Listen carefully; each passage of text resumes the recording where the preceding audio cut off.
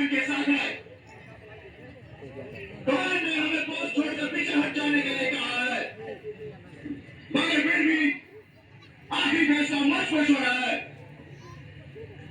और मैंने फैसला ये किया है कि मैं मेजर कुलदीप सिंह अपनी पोस्ट छोड़कर नहीं जाऊंगा। अब तुम लोगों का फैसला मैं तुम पर छोड़ता हूं। जो लोग ये पोस्ट छोड़कर जाना चाहते हैं जा सकते हैं। चलो, सबसे पहले मेरा फैसला सुनिए सर। कोई रहे या न रहे, मैं अपनी जाति दुश्मनों के हाथ में छोड़कर नहीं जाऊंगा।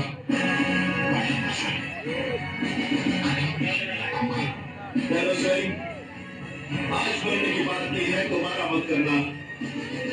दुनिया की तारीख शाहिद है कि मरकर किसी ने लड़ाई नहीं जीती। लड़ाई जीती जाती है दुश्मन को खत्म करके। अब 130 दुश्मन 2000 कहाँ के हुए साहब जी? सच्चे बादशाह दसवीं बादशाही श्री गुरु गोविंद सिंह जी महाराज ने फरमाया है, चिड़िया नाव से बाज लड़ावा, गुरु गोविंद सिंह नाम पर हवा।